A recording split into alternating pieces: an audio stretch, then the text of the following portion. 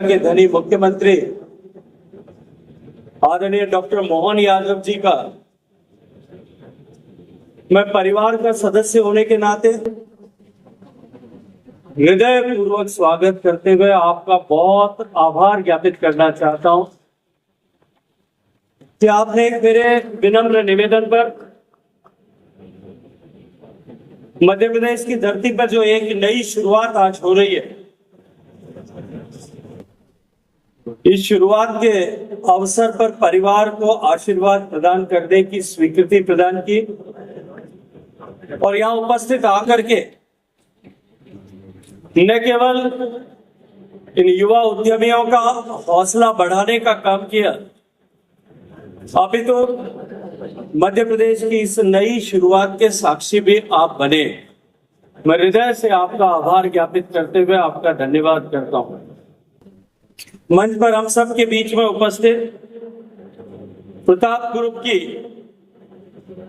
मेरुदंड आत्मा या रीढ़ की हड्डी जो है, हम सब की आदरणीय काकी साहब, आदरणीय मान कुंवर जी के श्री चरणों में प्रणाम, अभिवादन, अभिनंदन करते हुए मंच पर उपस्थित यहाँ मध्य प्रदेश के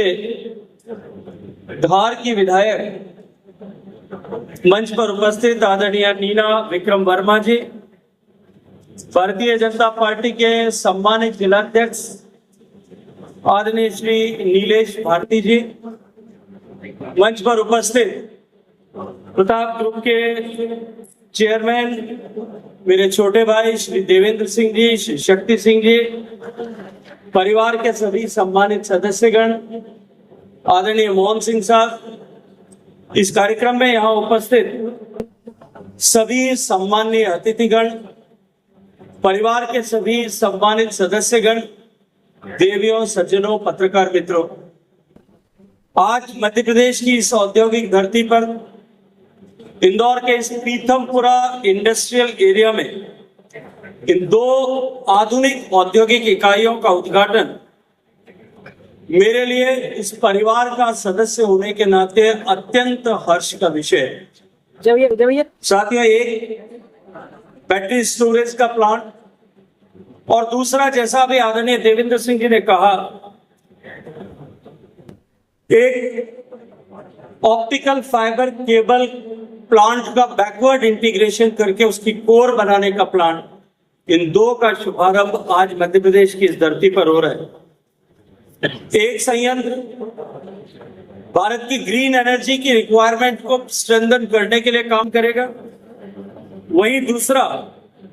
भारत की डिजिटल कनेक्टिविटी और कम्युनिकेशन इंफ्रास्ट्रक्चर को एक नई ऊंचाई प्रदान करने वाला है। मित्रों, इसलिए दोनों इकाइयों का जब उद्घाटन आज हो रहा है, मैं इस उद्घाटन के अवसर को मात्र दो फैक्ट्रीज या दो नए प्रतिष्ठान के उद्घाटन के अवसर के रूप में नहीं देखता, अभी तो मैं भारत की बदलती हुई तस्वीर को आज यहाँ उपस्थित होकर के देख रहा हूं।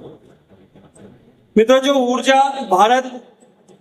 जो एक तरफ ऊर्जा के क्षेत्र में आत्मनिर्भर बनने की दिशा में माननीय प्रधानमंत्री जी के आह्वान पर आगे बढ़ रहा है, वहीं दूसरी तरफ ग्लोबल मैन्युफैक्चरिंग हब बनकर के भारत आज उभर रहा है। हम एक तरफ ग्लोबल सप्लाई चेन में अपनी मजबूत भूमिका को लगातार और अधिक सशक्त करने के लिए काम कर रहे हैं, वहीं निश्चित रूप से दूसरी तरफ हम विश्व का उत्पादन का केंद्र भारत बने, इस दृष्टिकोण से भी प्रगति कर रहे हैं। हम सब ने देखा है पिछले 12 वर्षों में माननीय प्रधानमंत्री नरेंद्र मोदी जी की दूरदृष्टि सोच और उस तरह के पॉलिसी डिसीजंस के चलते हुए भारत आज मैन्युफैक्चरिंग का हब विश्व में बनता हुआ दिखाई दे रहा है। 2014 में जब नरेंद्र मोदी जी के नेतृत्व में सरकार बनी थी, तब देश में एक भी मोबाइल मैन्युफैक्चर नहीं होता। कुछ छोटी यूनिट्स थी, जो छोटी यूनिट्स केवल असेंबली यूनिट की तरह काम करते, लेकिन आज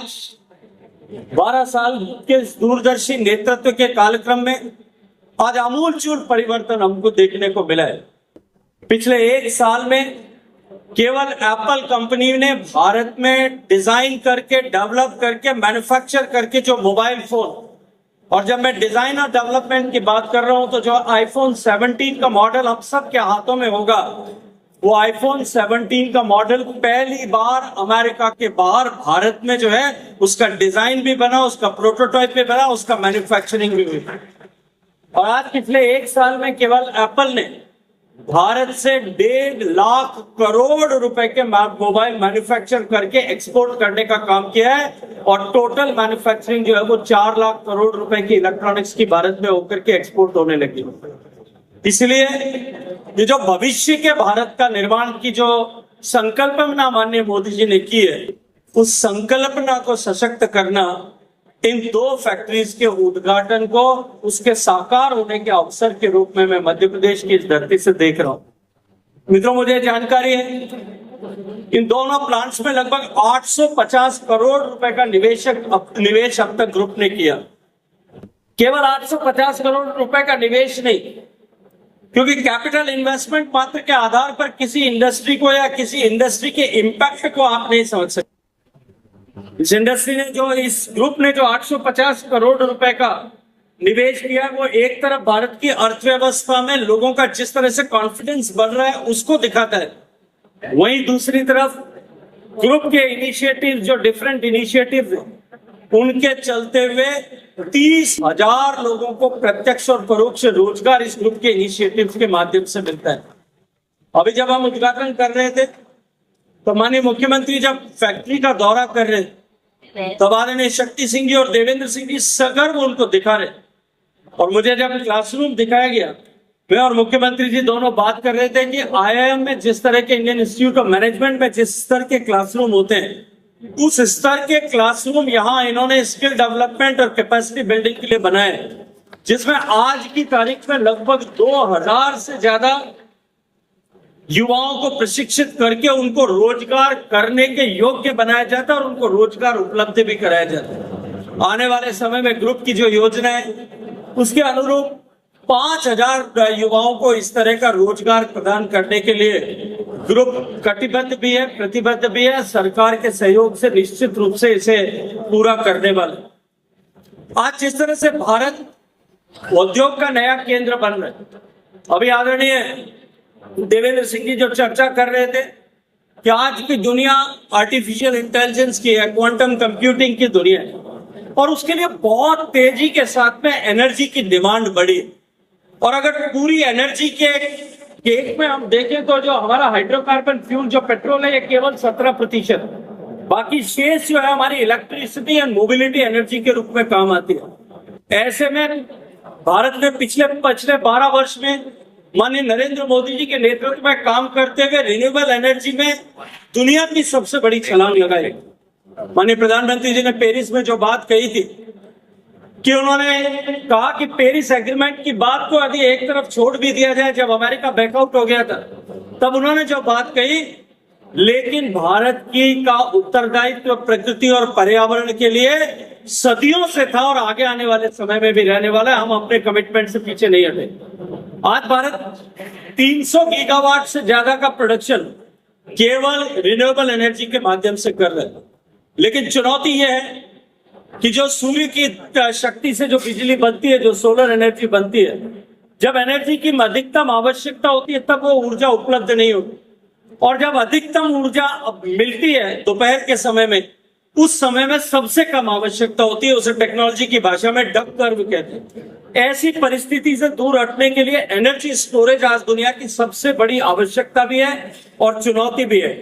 और उसका जो समाधान जिस तरह से इस lithium iron battery pack base power storage बनाने का जिस तरह से पूरे विश्व में काम हो रहा है, उस दिशा में भारत का तीसरा बड़ा प्लांट इस मध्य प्रदेश की धरती पर आज आपके कर कमलों से उद्घाटित हुआ है। और मैं ये मानता हूं कि ये प्लांट बनने और इसके फंक्शनल होने के बाद निर्बाध इलेक्ट्रिसिटी की आपूर्ति 24 घंटे हो सके, इस दिशा में हम लोग आगे बढ़ेंगे। और किसी भी इंडस्ट्री को लगाने के लिए, किसी भी क्षेत्र में इंडस्ट्रियलाइजेशन हो, उसके लिए जो बेसिक चीजों की आवश्यकता होती है, उसमें पहला जो है वो अनइंटरप्टेड पावर सप्लाई है। माननीय मुख्यमंत्री जी का अभिनंदन करना चाहता हूं। इनके नेतृत्व में पिछले वर्षों में जिस तरह से मध्य प्रदेश में इलेक्ट्रिसिटी जनरेशन के ऊपर एक तरफ हाइड्रो इलेक्ट्रिसिटी जनरेशन पर काम हुआ और दूसरी तरफ रिन्यूएबल पर जिस तरह से काम हुआ है, मध्य प्रदेश की कैपेसिटी बढ़ी है। अब ये जो है पावर पैकेजिंग और पावर स्टोरेज का प्लांट बनने के बाद में Madhya Pradesh power surplus state आने वाले समय में बनेगा। दूसरी आवश्यकता किसी भी क्षेत्र में इंडस्ट्रियल ग्रोथ के लिए वो पानी की आपूर्ति होती। मध्य प्रदेश की धरती पर इंद्रदेव मेहरबान है। नर्मदा से लेकर के चंबल तक अनेक नदियां और इसके अतिरिक्त अनेक राज्यों के साथ में समझौता करके जिस तरह से माननीय मुख्यमंत्री जी के नेतृत्व में water security for Madhya Pradesh को इंश्योर किया गया है, वाटर अवेलेबिलिटी को इंश्योर किया गया है। मैं मानता हूं कि ये दूसरी आवश्यकता को भी मध्य प्रदेश अब देश में सबसे बेहतर तरीके से क्वालिफाई करता है। तीसरी आवश्यकता जो होती है वो होती है रॉ मटेरियल्स की। आज मध्य प्रदेश में रॉ मटेरियल्स जिस तरह से अवेलेबल है, नीचे जो है डेकोरेटिव स्टोन से लेकर के डिफरेंट मिनरल से लेकर के प्रीशियस स्टोन तक सब तरह के रॉ मटेरियल आज मध्य प्रदेश में उपलब्ध है। चौथी आवश्यकता होती है वो होती है इंफ्रास्ट्रक्चर की। और इंफ्रास्ट्रक्चर की यदि मैं बात करूं तो माननीय प्रधानमंत्री जी के नेतृत्व में जिस तरह से देश का इंफ्रास्ट्रक्चर परिवर्तित हुआ है, आज दिल्ली मुंबई कॉरिडोर का बड़ा हिस्सा यहां से गुजरता है। रोड नेटवर्क जिस तरह से दिल्ली और मुंबई के बीच में एक्सप्रेसवेज बनाए वो आज मध्य प्रदेश से गुजरता है। देश को जोड़ने का मध्य प्रदेश, क्योंकि मुख्यमंत्री जी हमेशा कहते हैं कि मध्य प्रदेश देश का भारत का दिल है, हृदय स्थान है। हृदय स्थल होने के नाते इंफ्रास्ट्रक्चर यहाँ रोबस्ट इंफ्रास्ट्रक्चर यहाँ ट्रांसपोर्टेशन और लॉजिस्टिक्स का उपलब्ध है। इस चलते हुए भी मध्य प्रदेश अपार संभावनाओं की धरती बनती है। और पांचवी आवश्यकता जो होती है वो उद्यमशीलता और इन्वेस्टमेंट की होती है, लेकिन ये दोनों सरकार की पॉलिसी से प्रमोट होती है। और मैं इतना जिम्मेदारी के साथ में कह सकता हूं कि मध्य प्रदेश ने जिस तरह से पॉलिसीज बनाई है, अभी तो लोग इस बात की चर्चा करने लगे हैं कि मध्य प्रदेश के मुख्यमंत्री जो हैं वो जिस राज्य में जाते हैं वहां राज्य में जाकर के इंडस्ट्री का डाका डालते हैं और वहां जाकर के वहां की इंडस्ट्री को खींच करके घसीट करके मध्य प्रदेश में ला करके खड़ा करते हैं। वो इतने लुभावने ऑफर्स देते हैं। मेरे जोधपुर शहर जो है, it is known for the handicraft export and manufacturing of handicraft all across the world. 6-7 हजार करोड़ रुपए का एक्सपोर्ट हर साल हैंडीक्राफ्ट का होता है। 2 लाख लोगों का रोजगार मिलता है। ये एक बार जोधपुर आए और वहां जोधपुर आकर के इन्होंने इतने लुभावने प्रस्ताव दिए। मैंने इनकी मीटिंग आयोजित की, इन्होंने लुभावने प्रस्ताव दिए और प्रस्ताव दिए। उसके बाद में मुझे 1 महीने बाद में पता चला कि मेरे यहाँ से 10 इंडस्ट्री निकल करके मध्य प्रदेश में आ गई। ठीक यही टेक्सटाइल में इन्होंने किया,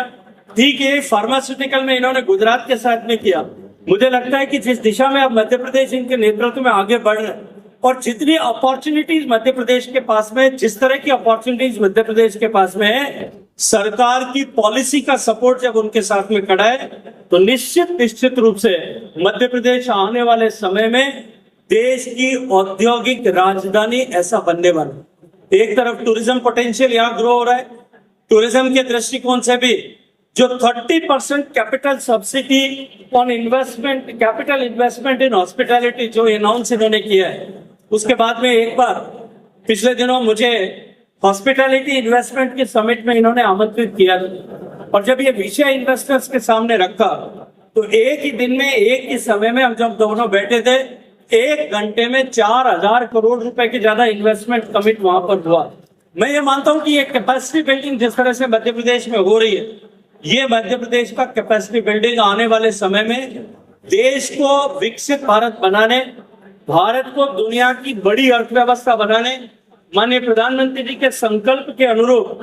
देश को 30 ट्रिलियन की अर्थव्यवस्था या 30 ट्रिलियन से ज्यादा बड़ी अर्थव्यवस्था बाय 2047 बनाने, इसमें मध्य प्रदेश एक बड़ी भूमिका का निर्वहन करने वाला है। आज इस मुबारक अवसर पर मैं एक बार फिर माननीय मुख्यमंत्री जी का हृदय से आभार अभिनंदन करते हुए, माननीय मुख्यमंत्री जी को यहाँ आप उपस्थित आए, आपने हम सबको आशीर्वाद दिया, परिवार को आशीर्वाद दिया, आपका बहुत सारा धन्यवाद व्यक्त करता हूँ। बहुत सारी शुभकामनाएं आदरणीय देवेंद्र सिंह जी को, पूरे परिवार को देता हूँ कि माता जी के आशीर्वाद से, गुरु जी के कृपा से जिस तरह से ये ग्रुप आगे बढ़ और देखते देखते स्वर्गीय प्रताप सिंह साहब के जाने के बाद में भी, एकाएक चले जाने के बाद में भी जिस तरह से ग्रुप ने आगे प्रगति की है। एक परिवार, एक आदर्श परिवार के रूप में जिस तरह से सामूहिक रूप से साथ में रहता है, मैं ये मानता हूं कि ये संपत्ति और सम्मति का धन जो है, वो संपत्ति और सम्मति का धन इस ग्रुप को उत्तरोत्तर प्रगति की दिशा में आगे बढ़ा रहा है। और मैं ये मानता हूं कि जिस दिशा में आगे बढ़ रहे, अब जो है आसमान जो है केवल इनके लिए ऊंचाई बची है, वहां तक जाने की अपार संभावनाओं और शुभकामनाओं के साथ में बहुत बहुत सारी बधाई, बहुत सारा अभिनंदन और मुख्यमंत्री जी का आभार।